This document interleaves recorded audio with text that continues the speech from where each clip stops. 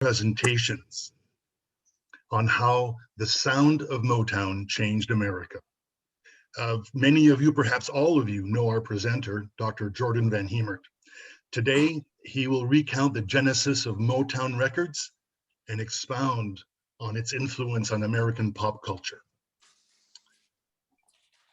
Don't worry if this seems like a ball of confusion to you.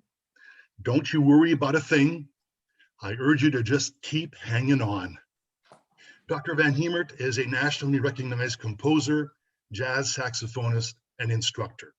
He holds a Bachelor of Music Education degree from Central Michigan University, a Master of Music degree from the University of Michigan, and a doctorate in musical arts from the University of Illinois. Dr. Van Hemert was assistant professor of music at Hope College from 2019 to 2021, where he taught saxophone and jazz studies. He founded and directed the Holland Concert Jazz Orchestra. Dr. Van Hemert has fulfilled many commissions for jazz ensembles and wind chamber groups all across the country. This spring, Big Round Records released his first album titled I Am Not a Virus. I assure you, it's not the same old song. The music reflects his political consciousness and the pursuit of social justice. More recently, Dr. Van Hemert was very tempted to take the midnight train to Georgia, more specifically to the Schwab School of Music at Columbus State University, home of the Cougars in Columbus, Georgia. He is now the Director of Jazz Studies at the Schwab School of Music. Dr. Van Hemert encourages us to ask questions during the presentation, and there will be time left at the end for questions and answers. So everybody, get ready and let's get it on with Dr. Van Hemert. Perhaps one of the coolest introductions that I've ever had. Thanks, Louis. That's terrific. Love the incorporation of so many great classic songs. And if you recognized any titles in there, which I hope you did, thanks to Louis' great inflection, this is one of those things where I think there are so many songs that for which the Motown era was known, and all of those songs had a role in shaping not only American popular music as we know it today, but also shaping American culture, and particularly shaping the culture of music. So we're going to dive right in to all of these things here. And so today we're talking about Hitsville, USA, and how Motown changed America. Again, I'm Dr. Jordan Van Hemert. I'm the Director of Jazz Studies at the Columbus State University Schwab School of Music. And I couldn't be happier to still be able to be involved with you all. With the advent of Zoom, I can be anywhere and teach. So this is great. A lot of my colleagues complain about Zoom, but that's okay, because we're here and enjoying its many benefits. So a lot of the history, I'm assuming a lot of you already know, but what I'm going to dive into today is a little bit of history, and then I'm going to dive into, well, what is it that makes Motown Motown? And I'll give you a hint, it's more than just the location, which is contrary to popular belief. So today we cover the origin story of Motown. So who was Berry Gordy Jr.? Where did Motown music come from? And then we'll talk about stylistic traits, origins, comparisons to other music, and how you get that Motown sound. Because when you have a sound as distinctive as Motown, a lot of people say, like, well, where does it come from? What is it about Motown that makes Motown, well, itself? So one of the things we're going to talk about is, and by one I mean several, is some defining traits. So let's get started. Very briefly, Motown Records was founded as Tamia Records on January 12, 1959 by Berry Gordy Jr. Now, Berry worked at a store and owned a store in which he had hoped to introduce the good people of Detroit to the beauty of jazz. And so that record store, 3D Record Mart, was one of those stores that unfortunately was rather short-lived. But it's some might say failure, some might say it's passing. Either way, it did not quell Berry Gordy's love for music, his enthusiasm for sharing great music with Detroit. And so what he ended up doing was going and working in one of the top studios in Detroit. And he was pretty obsessed. He worked day and night, day in, day out. But eventually he realized, gee, this is really weird. Why don't I just start my own thing? And this is, of course, the short version of when Motown Records was born. Now, Motown became a family affair, as many members of his family, in-laws, what have you, would all end up working in Motown Records. A lot of people think that the important thing about Motown is Detroit, and that is partially true, because without Detroit, there would be no Motown. But the Motown sound, a lot of people don't realize it, but they were recording all over the place. They were recording in large cities such as Chicago, LA. They were all over the place. So what then is it that makes Motown Motown if it's not in Detroit? If it's not always in Detroit, that is. So Motown specifically refers to a marriage of R&B, jazz, soul, popular music, and gospel. All of these styles come together and create the Motown sound. Motown featured an elaborate instrumentation and layers of instrumentation. So in other words, you had all sorts of things from orchestral instruments to the instruments like guitars and the keyboard, the piano, to bass, to drums, to saxophones, other, large horn sections, et cetera, et cetera, et cetera. If there was an instrument out there, chances are they used it in Motown orchestrations. But with all of these layers, one might think that it gets really complicated. Well, that's actually kind of true, but it's also not. Motown features an undeniable groove, focus on the backbeat, which is beats 2 and 4, and the bass line. This is really honestly where, bass lines move away from kind of walking bass lines to more intricate bass lines that really move the groove forward. And we're going to look at some of the most potent examples of those bass lines. Lastly, we have vocal harmonies, which were huge, as you may know. Like there were several Motown groups. So the Jackson 5, the Temptations, Smokey Robinson and the Miracles, Gladys Knight and the Pips, to name just a few. And then we had riff-based hooks. So basically, we're having a catchy melody, and we're going to walk home singing that melody, even though nobody sung it on the record. People are singing that melody. They're singing the melodies of horns and other things. All right, so let's dive in with some examples. Whoops.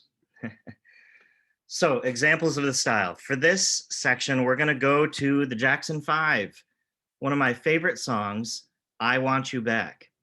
Now, we're going to listen to the song first, and then I'll take you through like a guided listening example. So here we go. Here's I Want You Back by the incredible Jackson 5.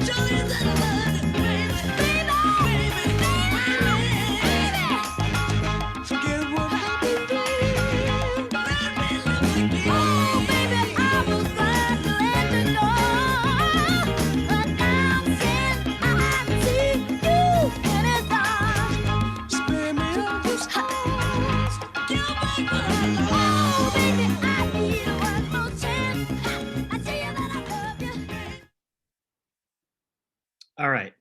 So, one of my favorite songs, that sound, the Motown sound, and particularly the sound of I Want You Back, is one of those things that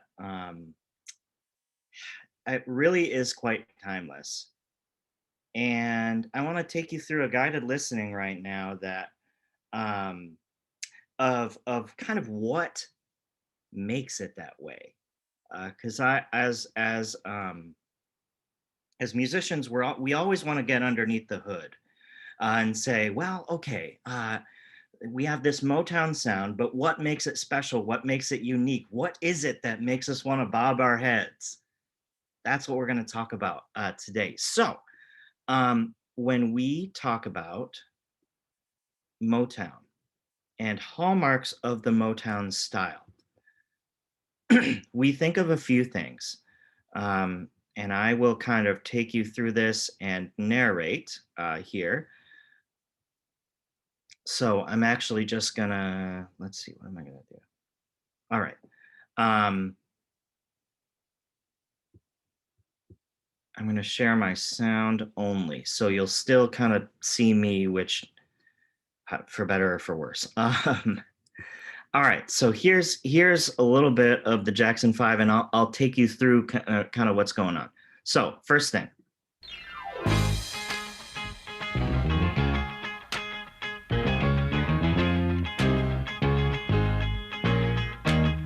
you have that infectious bass line, and how do you know it's a great bass line? Well, you can sing it. And actually, when I've taught this tune previously, my students have walked out the door singing this bass line.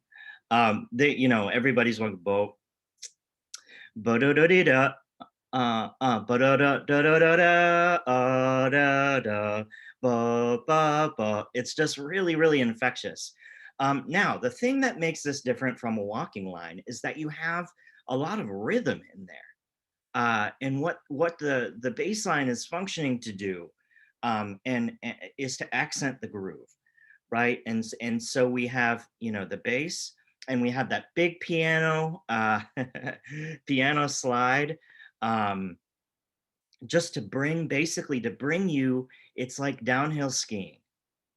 If you're downhill skiing, and you don't expect to go anywhere, pick a different activity. Because what that what that piano slide is doing is it's pushing you right toward the beginning of that bass line. So in all of these ways, we have a building of momentum. Well, it doesn't stop there. So we have the bass line, the guitar, the rhythm of guitar going there, guitar riff that comes in, and the strings.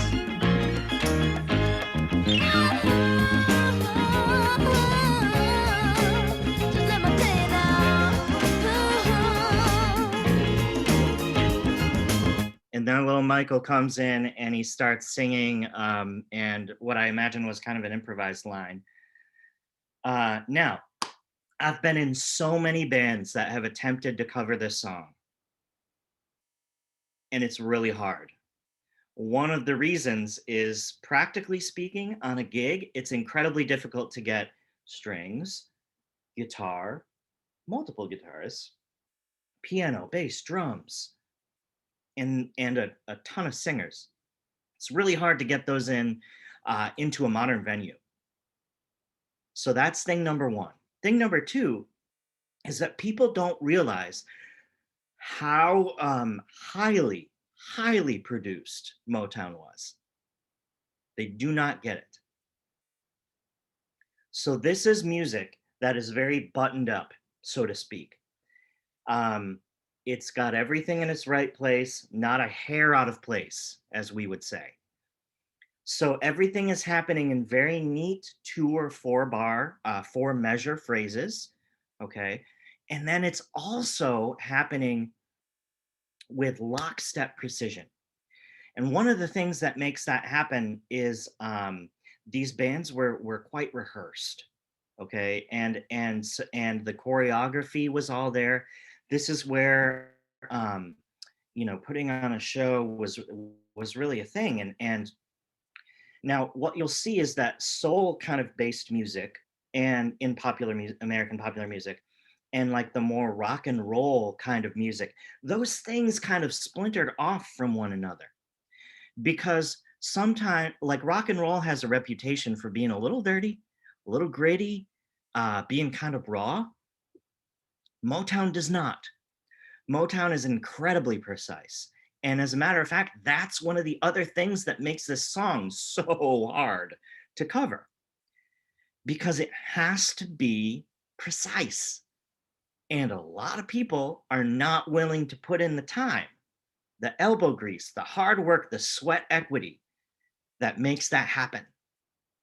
And unfortunately, what happens is a lot of people end up covering the song and then cutting corners, and then it just sounds bad, which to me is very disrespectful. But that's another lecture. Anyway, so now we have this. We have Michael coming in, and we have the strings, and then the instrumentation strips down just a little bit to quell the energy. I had you to myself. I didn't want you around. Those pretty faces always make you stand out in a crowd. But someone kicked you from the bunch. One glance was all it took. Now it's much too late for me to take a second look. Oh, baby, give me one more chance. Won't you please let me ask in your heart? Oh, darling, I was glad to let you go, baby. But now since I see you in his arms. So we have some really memorable hooks here, some really memorable riffs, and I want to point out one that's in the bass. Um, so the bass line is really memorable here, and the reason is because this is not your standard pop music progression. This is not your standard harmony. You had a lot of artists at the time that were singing songs, um, and we were seeing lots of very standard harmony. Motown didn't do that. Motown actually borrowed a lot from jazz. And so this is where the music kind of moves itself forward through actually looking backwards through the tradition of the music. And one of the main things I want you to walk away with today is that Black music, Black American music, it is a music of ancestry that never ever looks forward without looking back. All right, and in all styles of Black music, this is the case. Um, so we have the iconic bass groove, rather, talked about that. Okay, so there's a heavy backbeat. So when you clap to this song or you snap to this song, what you're hearing is bum ba bum ba da da ba dum ba da ba da dee ba ba ba. And you'll have to pardon my terrible singing because that's just how we're going to live our lives today. Um, so what you have is the tambourine accenting that backbeat. Tambourine is helping us out a lot, okay? You have a lot of call and response, and that comes from gospel music. But of course, you have a simple song form, which means that this is not very complicated. Like, this is not a Bach fugue. And thank goodness it's not, because, Bach was really the best at writing those, and he's dead now, so, and has been for a while. Now, we have a simple song form and what I call the rules of twos and fours. Our brain hears things really, really well in groups of two and groups of four. I don't know why, but for some reason, we really, really love those delineations in music. And so what you have here is, you have, it might be partially the symmetry. You know, that there's a great deal of symmetry in twos and fours as well. That's why when you hear like a Sousa or Fillmore march, that's often in 2/2 time. So ba da da da da da da da da da da. Groups of two. Now we have groups of four in the case of this song. And so you'll see a lot of four measure phrases.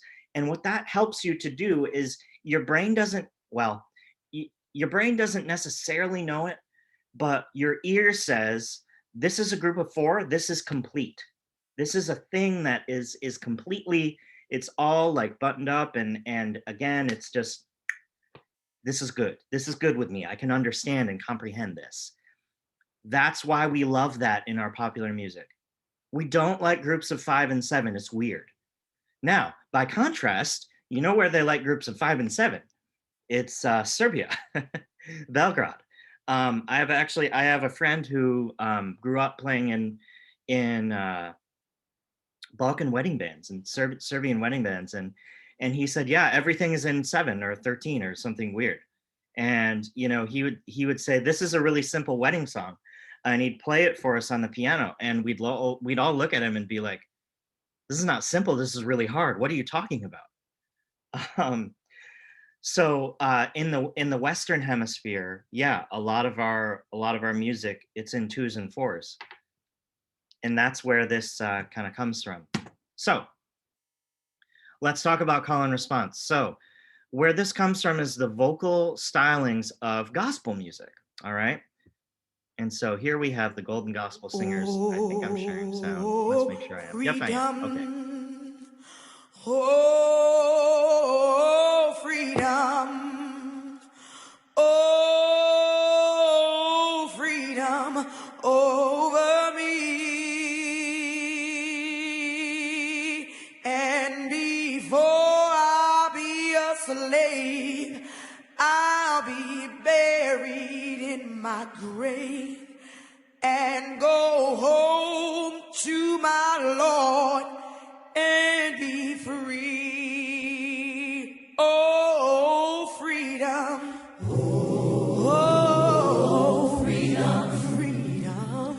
Oh, freedom. Oh, freedom over me. Over me. And before I be a slave, I'll be buried in my own grave and go home to my Lord and be free. No more. Now this is an interesting kind of call and response in which we have the beginning opened up by a soloist, and then the choir joins in, okay? And it's actually the choir that carries on the melody, and then the soloist responds with these kind of improvisatory statements. And these are the statements that I want to draw you to. No more weeping, don't you know? No more weeping. Those kinds of those kinds of phrases are the phrases that most inform Motown music. It's the slightly melismatic, the tradition of actually the jazz tradition, the gospel filtered through a jazz lens, if you will. All right. And so those are really the things that we have going on. So that kind of music making is really important. So we have this carried on in the tradition of Art Blakey and the Jazz Messengers. So you'll hear the piano doing the call this time, and then the wind instruments, the trumpet and the saxophone responding.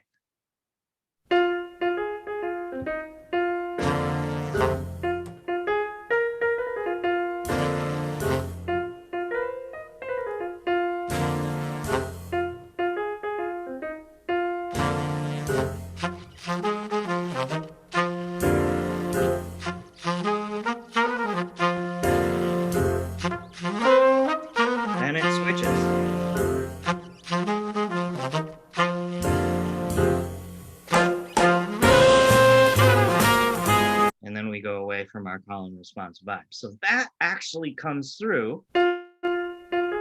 Whoops.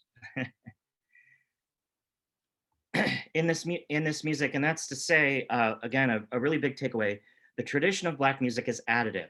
New developments never ever take root without respecting the ancestors and the ancestry of where the music came from. All right, that's very, very important, and it actually is present even in things like, oh, let's say, Biggie, Tupac, Hamilton, the hip hop music of today and also of yesteryear. So we have singers on singers on singers at this time. And singers would use complex vocal harmonies. And that is, again, coming from the gospel origins of the music. All right. Because you'll have a lot of these people who grew up in the African American church singing continue to do just that. Remember, Motown is a more specific kind of soul music. So, we're coming out of R&B, we're coming out of, all of these things here. So, Martha and the Vandellas. Martha, where'd you all go? Oh, here we go.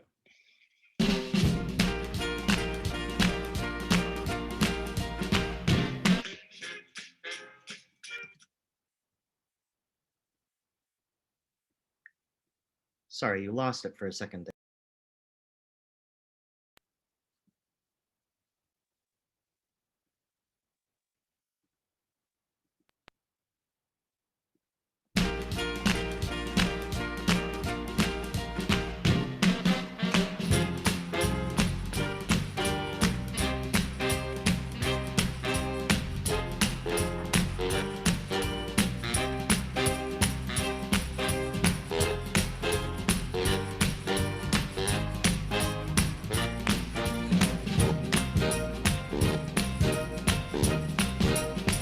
Whenever I'm with him, something inside starts to burning, and I'm filled with desire.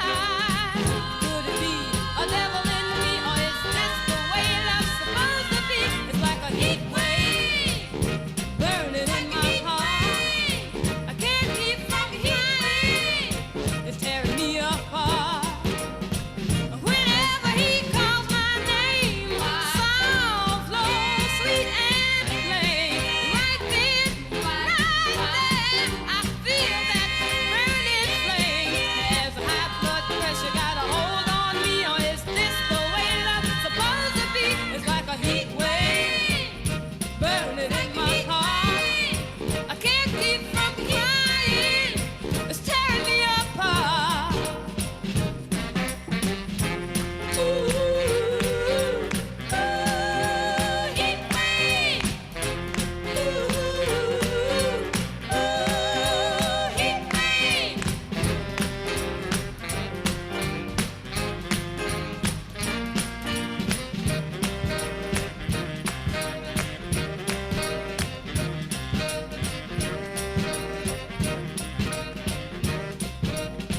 Sometimes I stare in space, tears all over my face.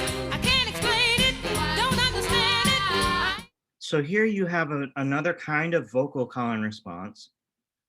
And notice how Martha is singing the call. She's singing the main melody. And the Vandellas, as they were, they are singing the response. So this is, I would say, remnants, but gospel never really went away. This is signs of gospel music in the music of Motown. It's a really, really beautiful thing.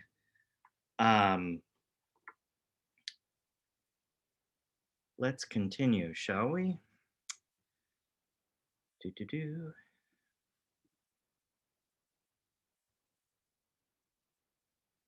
So we had Martha and the Vandellas. Well, guess what? I couldn't have a lesson on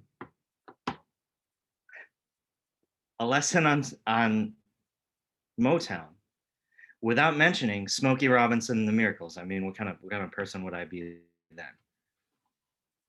So what we have here, Smokey Robinson and the Miracles, they really do a cool demonstration of using orchestral colors. So this is kind of what I want to share with you here. Smokey Robinson and the Miracles, one of my favorite songs, Tears of a Clown.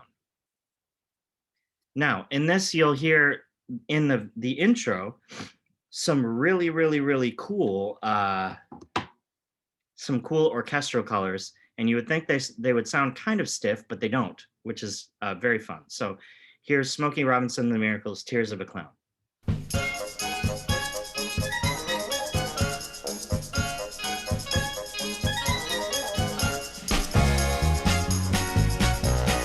Oh, yeah, yeah, yeah. Now if there's a smile. Okay, and in those brief seconds, we hear something really cool, really unique. So any pop star who has used cello in their music has Motown Records to thank for that sound, because people just weren't doing it at that time. And that's one way in which Motown has really affected the music of today. It's the fact that they took instruments that were considered non-standard to be in the rock band or pop band, and said, all right, I'm gonna use this. So who can I get some volunteers to tell me what instruments you heard, and we'll do that after I play this one more time. Okay, I'm gonna play it one more time, and just tell me what instruments you heard. So here we go.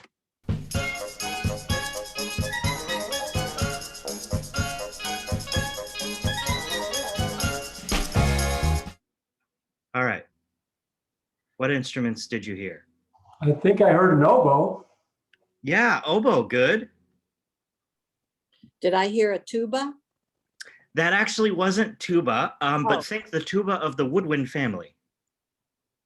Well, I don't know. What's the tuba of the woodwind family? Bassoon.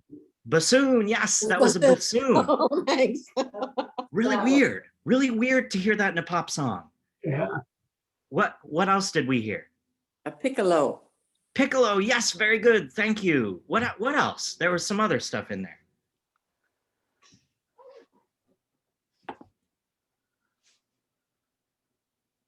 Obviously a tambourine. Yes, tambourine, very good, Jim. Anything else? Did anybody hear the glockenspiel? Oh, yeah. So the glockenspiel, the little bell kit that maybe some of y'all children and grandchildren may have brought home and played in school, the really high thing. Listen one more time and see if you can listen to something that's in unison with the piccolo. And that's giving a little bit of a shiny color, okay? I'll play it one more time. Here we go. This is a lot of fun because this is a really complex orchestration, but it's still really simple and listenable. That's the key of Motown. It's really complicated, but it all comes together to work for the entirety of the song, which I think is just one of the coolest things ever. All right, let's hear this again.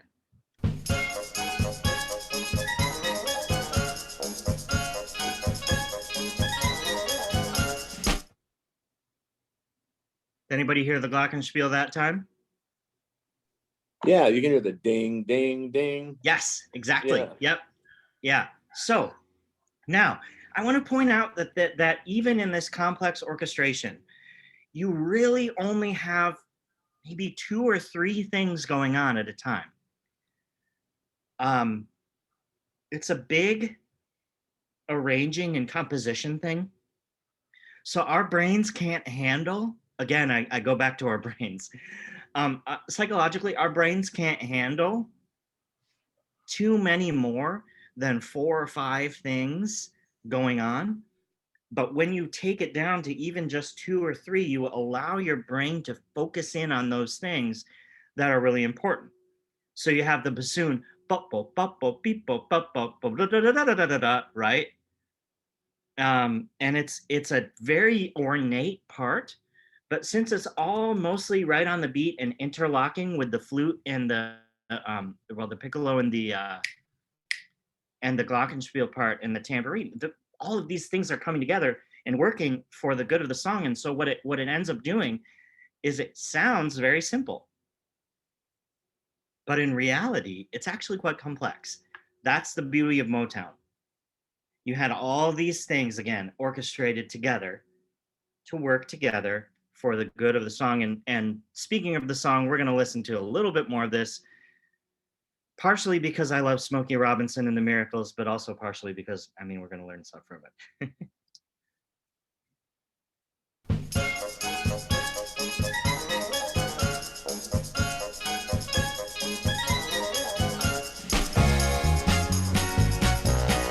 Oh yeah, yeah, yeah. Now if there's a smile on my face, it's only there trying to fool the public. But when it comes down to fooling you, now honey, that's quite a different subject. Don't let my glad expression give you the wrong impression. Really, I'm sad. Oh, sadder than sad. You're gone and I'm hurting so bad. Like a clown, I pretend to be glad. Now there's some sad things known to man, but ain't too much sadder than the tears of a clown when there's no one around.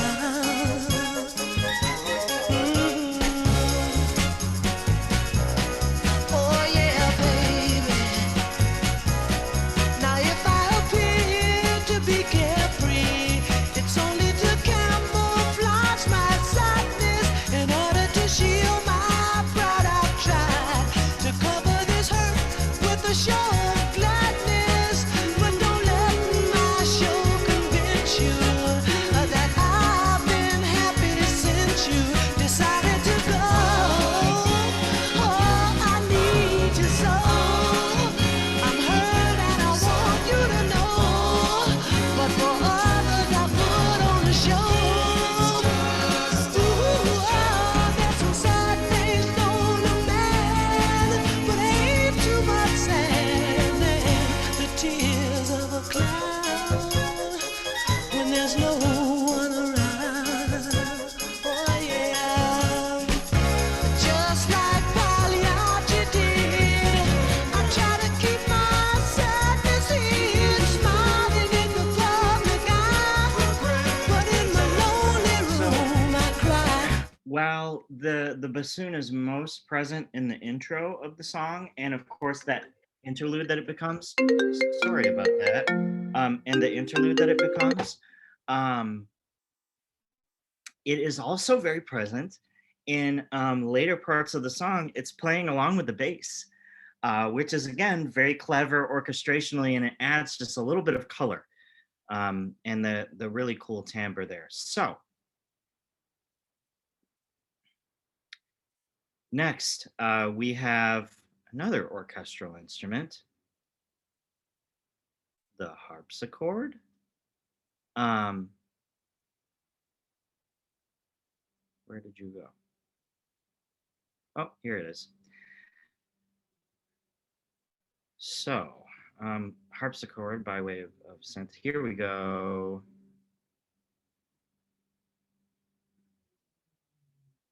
This is the Jackson 5's I'll Be There. Another one of my favorite songs. Now, I say that with the caveat. This class is not about listening to my favorite songs, but you know, they do help illustrate some points.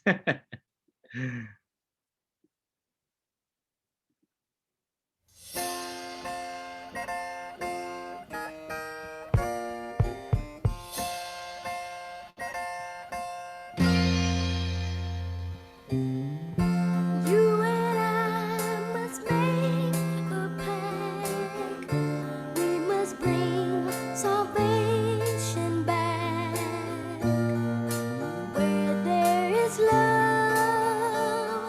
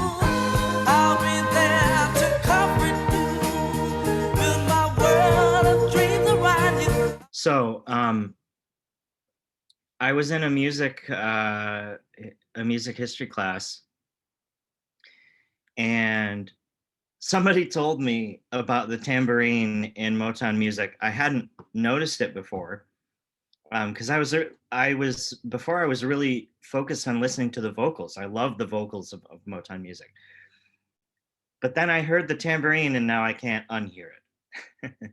And so that very well may be the case with you as well. So in this case, we have tambourine on beats 2 and 4. It's actually on all of the beats,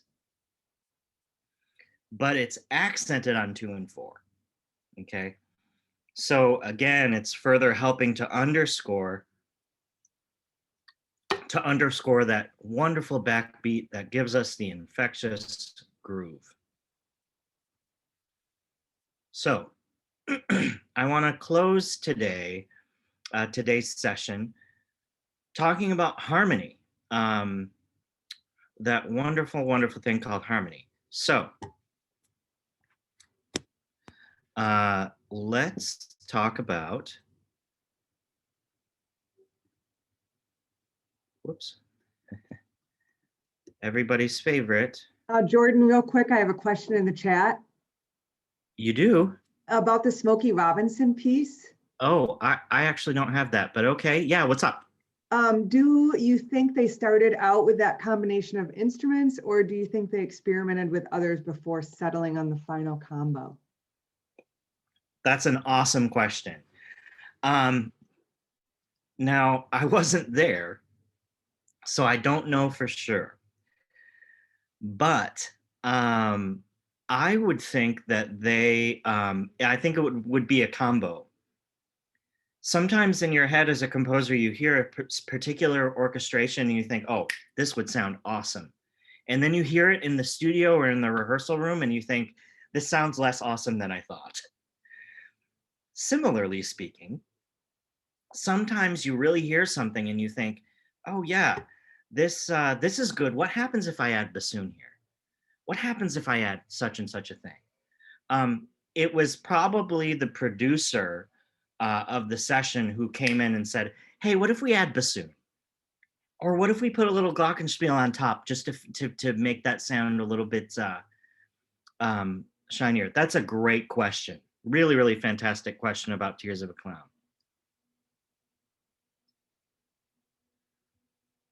So let's keep talking about harmony. Harmony is the thing that you'll hear jazz musicians like myself obsess about a lot.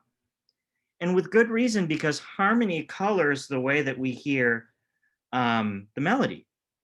If you take the same melody over a different progression, you can lend it some different emotions, which I always think is a really kind of fun, cool way to color that sort of thing. So we're going to look at the Beatles, In My Life.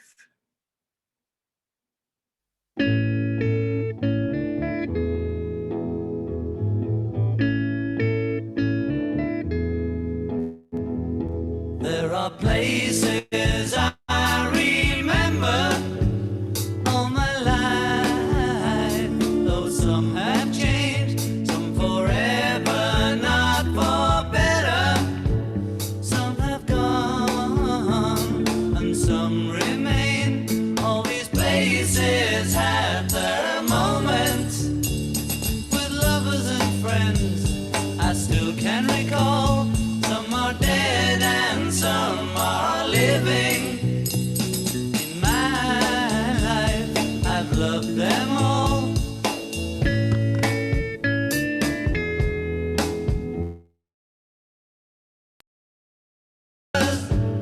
There is no one compares with you, and these memories lose their meaning when I think of love as something new.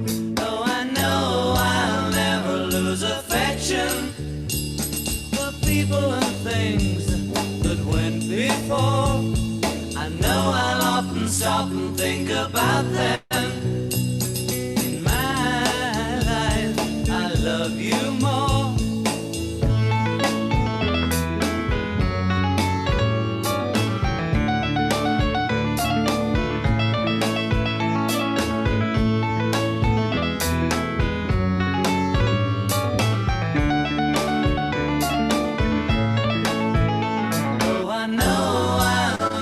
So here we have the Beatles, and I hope you don't mind my location change. So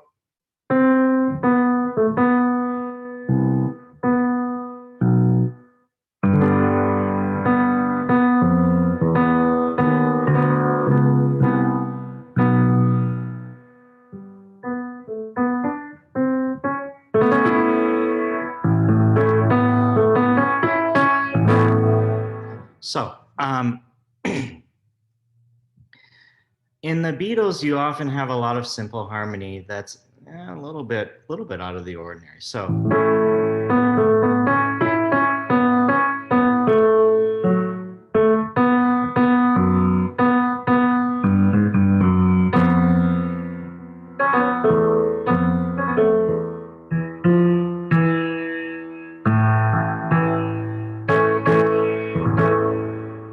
It's all revolving kind of around this one chord. In Motown, that's not always the case. So I want to go back to the Jackson 5 here and that example we had before, and show you kind of what's going on in that song. And I just realized that you can't hear that. Hold on one second. Let me share my sound. There we go.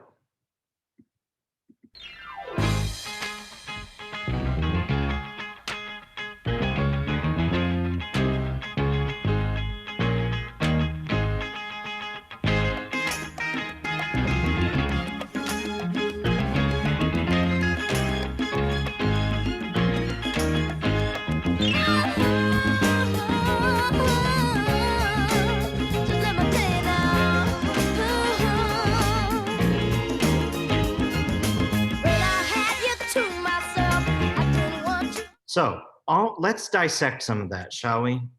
All right, so the part that I think is the most interesting is when it comes in with the kind of that moving bass line.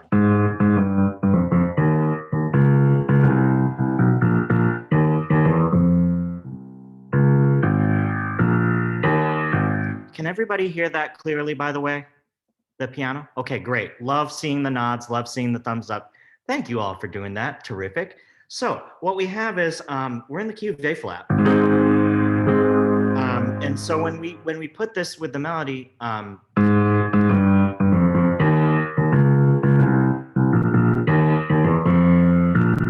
whoops.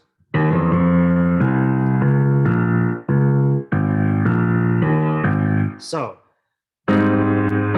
you have just the bass line moving by step. Then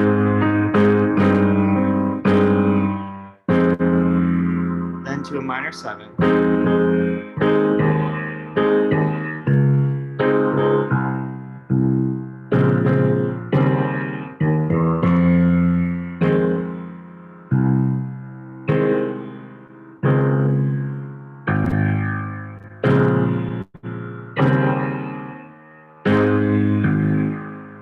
So what you have is a very it's a progression that you might hear in jazz a lot, and it really the so to speak, I really hate this word, but the jazziest part is the end where it goes, because in that you'll hear moving 2 5/1s, which is what that is. You'll hear that in jazz a lot. You'll hear like.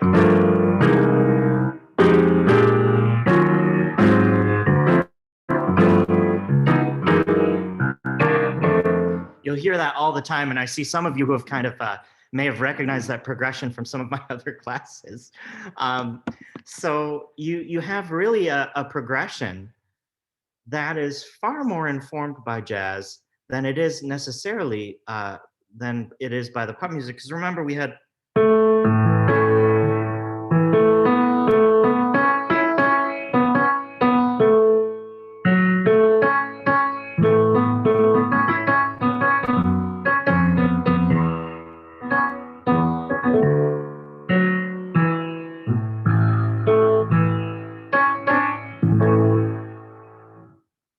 Lots of triads, okay?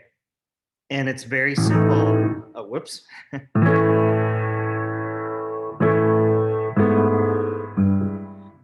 notice how we can change the harmony. So if again, this is how harmony can affect melody and the emotions that we hear. So if we have,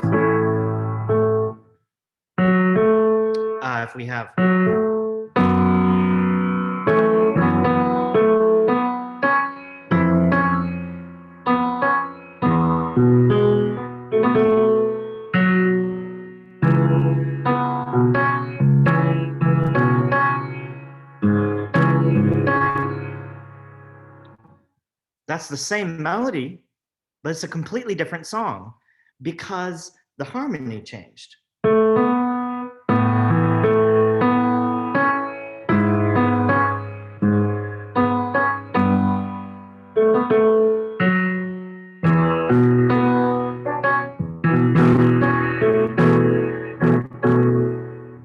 little bit of a different color.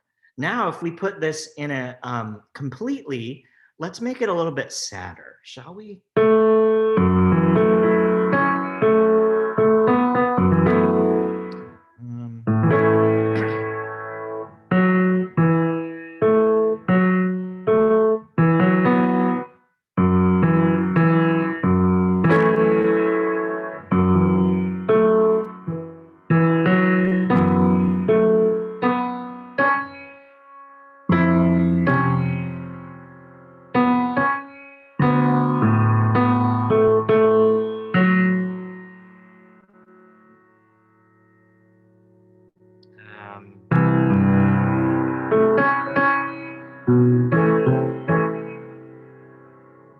So as you can see, the music takes on a lot of different emotions with these different colors. And so the way that Motown producers took advantage of this was nothing short of legendary.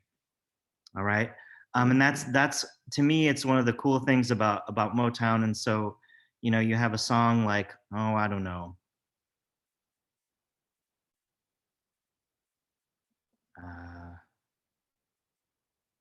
Where did it go? I could swear it was on this playlist. Oh, sure.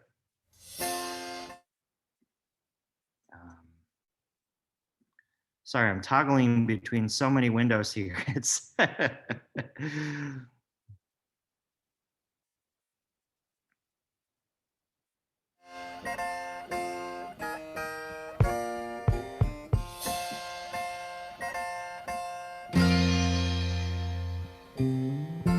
You and I must make a pact. We must bring salvation back.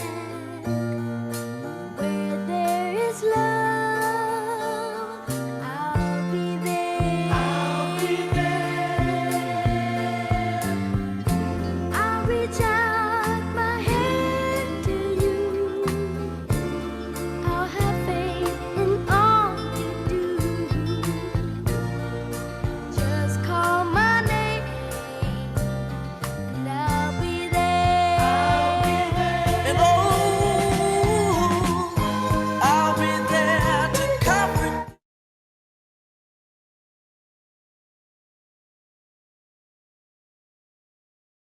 whoops, I was muted. Sorry about that. So here you have.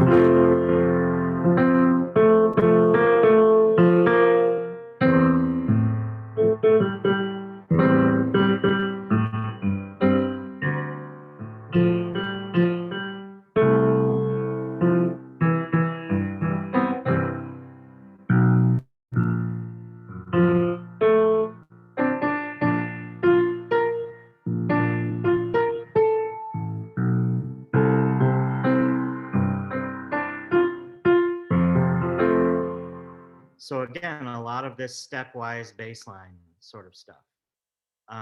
Did I see a hand? Somebody raise their hand? No? Okay. Just making sure that I didn't miss any. Oh, you did, Charlotte. Okay. What's up?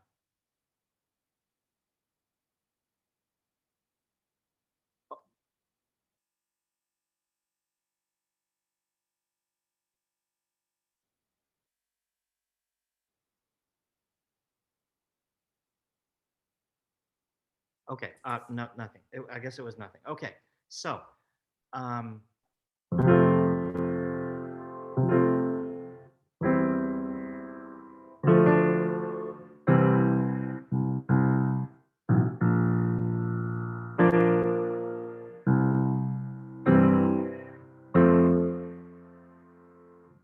you have this really bright, happy sounding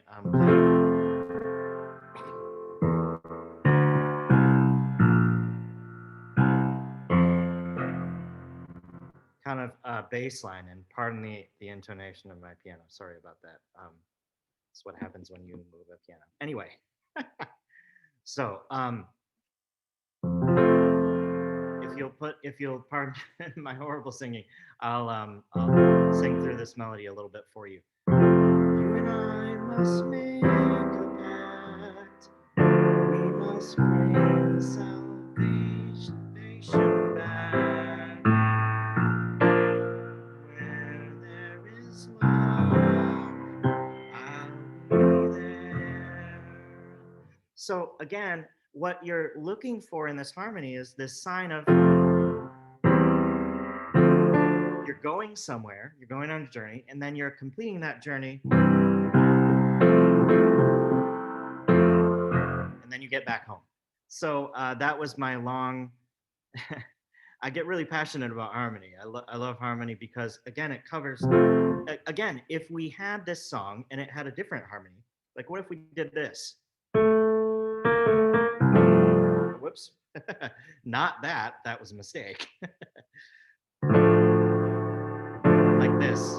You and I must make a pact. We must bring salvation back. Where there is love, I'll be there. A lot darker sounding, right? Sounds like a sad song, as opposed to, right, what we did before.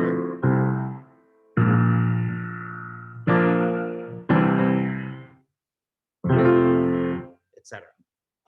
Anyway, so that's harmony. Harmonically speaking, Motown songs were far more complex than others. And it's that harmony and that attention to how you flesh that harmony out that gives Motown a very, very distinctive sound. And again, it's one of the coolest things, one of the things that I really, really like about it. So I'll now open it up for questions. Specifically, I want to take at least a good chunk of time here and see if we're kind of behind the Motown sound. Now, the harmony, the rhythm, all of those things make Motown Motown, and I hope that you have kind of walked away with that today.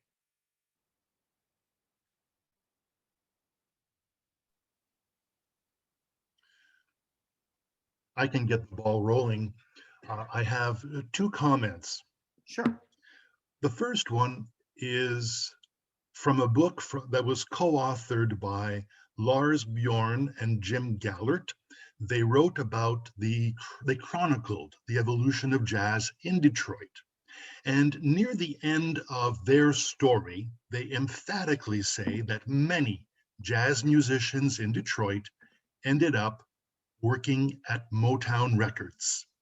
And they worked for Tamla, they worked for Gordy Records. They were part of the studios that Motown had, and they had a jazz background, which explains a lot, perhaps, in terms of the musicianship on the one hand, and also the broad influences that shaped the Motown sound.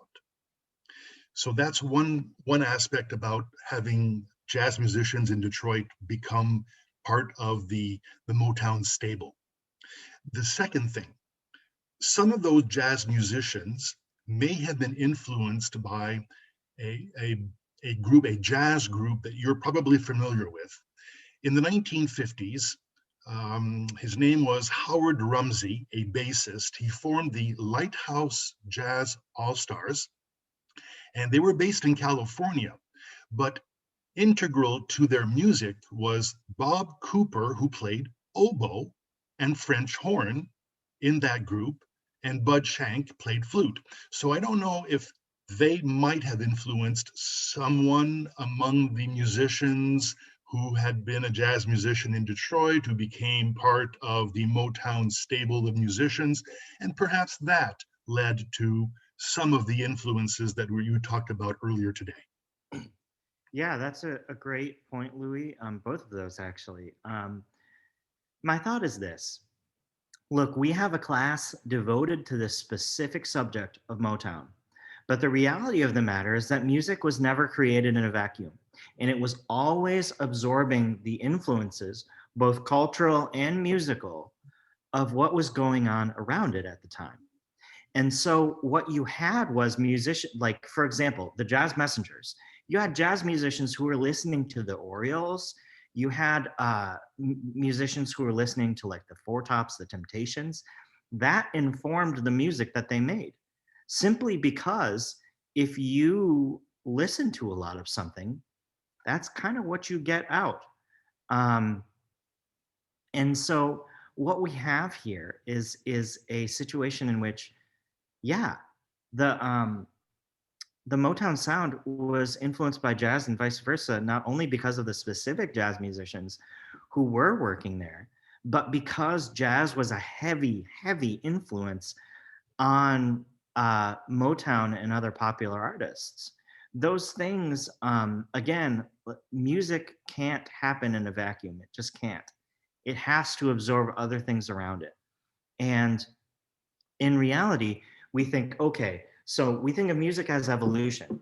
Okay, so first we had the blues, and we had gospel, and we had ragtime, and then it became jazz, and then swing, and then bebop was this thing, and then we had Motown, and then we had rock and roll, and then we had pop music, and then everything went away, and the prior styles went away. The reality of the matter is that didn't happen. The reality of the matter is that styles of music kept influencing each other. They kept having that and giving and taking from one another. And so that reality was especially present at Motown Records. So Louis, thank you so much for bringing those points up. That's lovely. Any other questions? Yeah, I have a question. You mentioned Motown wasn't strictly Detroit. They produced in a lot of other places. Yeah. But are you talking about at all about the early days of Motown, about Four Tops, Temptations, or is that more like towards your Jackson 5 era where they moved out to LA with the headquarters? And I'm wondering if you're influenced a little bit by your love of the Jackson 5 on that. Wasn't that more after they moved the headquarters out to Los Angeles? Well, yeah, and at that time you have to understand that the short answer to your question is yes. You have to understand that at that time, with the speed at which or kind of lack thereof, at which information was transmitted, Motown was Detroit music for a while. It was pretty Detroit specific. However, the fact that they were able to leave Detroit and still get that sound is really a testament to the producers, that it was really about the people and not so much the place. So short answer to your question, yes, but yes, Okay. and. Another question. I mean, maybe it was just a matter of time and how much you want to get into things, but is there a reason that like Aretha Franklin and her father, this Reverend C.L. Franklin, that kind of influence was not discussed? Yeah, it's partially time. Okay. It's partially that I wanted to go over broader musical traits today and then dive into specifics a little bit more next week. So Okay. yeah, Aretha is, I mean, literally and figuratively is too big to ignore. And so yeah, absolutely, we'll be talking about Aretha, Okay. but that's in the coming weeks. Okay, thanks. Thanks, Michael. Jordan, my question is, who were the composers of this wonderful music, and how did the Gordy family connect with the composers? That's a great question. So with a lot of these, so Berry Gordy himself was actually a composer, and he wrote a lot of songs and produced a lot of songs. And so when he brought in his expertise, you have to imagine that he definitely had a hand in composing, but there were also a few others that I cannot remember off the top of my head, but Norman Whitfield comes to mind. yes. There, Holland Dozier, Holland.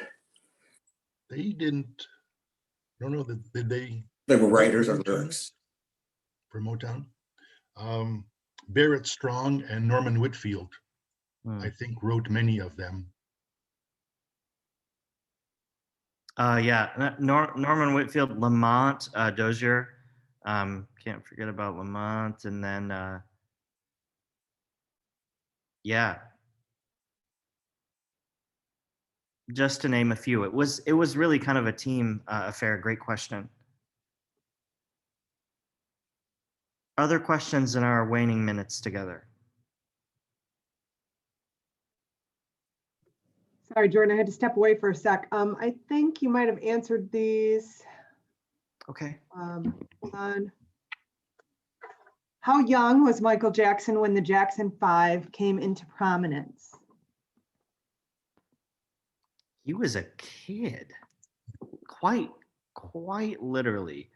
For some reason, I feel like I've read somewhere he was 8, but it might have been younger. It might have been. Oh, David Blatt says 5. Yeah, Okay. he was 5. And I think Ann Melpolder already asked you who were the composers of these wonderful Yep, songs. she did. Yep. And then from Kathleen, how does a composer decide in what key to write a song? Great question. Really fantastic question. So different keys have different characteristics. And some people, for example, will say that people often call D minor the saddest of all keys. So like this. People say that has a certain gravitas to it. But there are other keys that are a little bit brighter, like E major. Oh, that's like a shot of espresso. Then you have, some other keys that sit in between. D flat.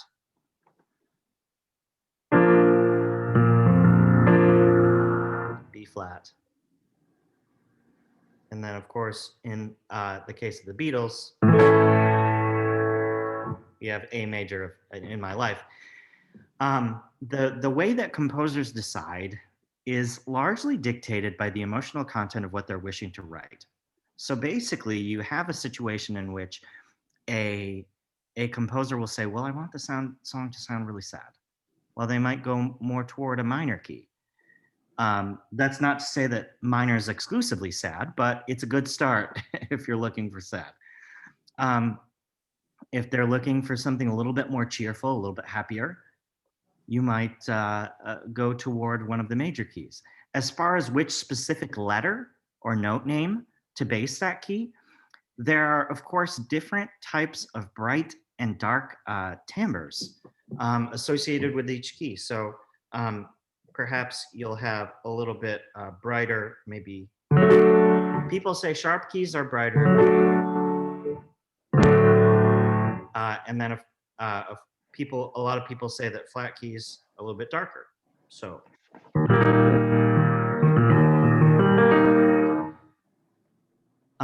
What's really more important than the specific note name of the key is what's surrounding it.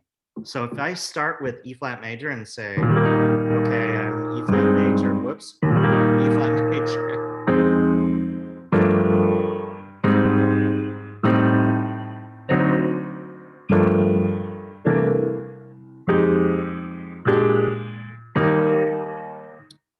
Great, but E flat major can sound equally dark if I do this.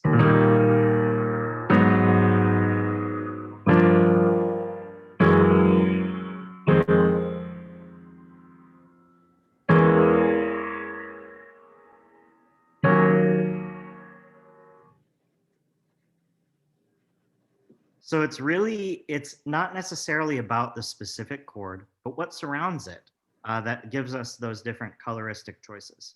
Great question. Any others? Is there anything that dictates whether the tune comes first or the words? No, not necessarily.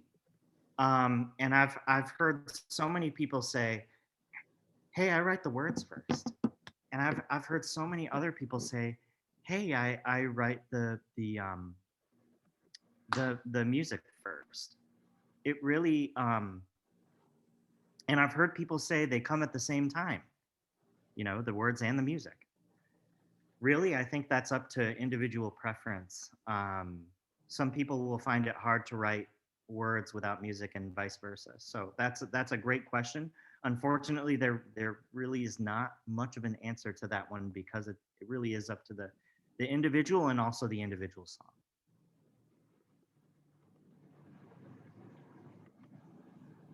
Probably got Just time- something to share. There's a special currently on Hulu, McCartney 321. And I brought it up because of your orchestral color. Yeah. And he tells a lot of stories on this special about, for example, Penny Lane. He heard a piccolo trumpet for the very first time. And then he wanted to write a song around it. Yeah. He tells a Yeah, lot of great stories like that. It's well worth your listening time. And Absolutely. it follows a lot of what you've talked about today. Yeah. Okay, lastly, so as Louis mentioned in the beginning, I am, was the artistic director of the Holland Concert Jazz Orchestra. We'll be playing on Thursday before the Holland Symphony and Byron Stripling. So just a shameless little plug there. You can get tickets, I'm assuming, on HSO's website. It'll be at the Boat Shed.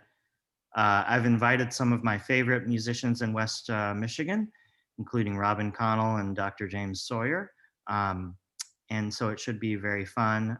Thank you all for your time this morning. And we'll see you next week. I have 2 questions. Do you want me to save them till next week? No, you can ask them now. Oh, okay. We'll see if we have time. Sorry, they just came in a few minutes ago. From Helen, back to our brains being most comfortable with groups of 2 and 4 beats. How did that music you mentioned, Serbian ?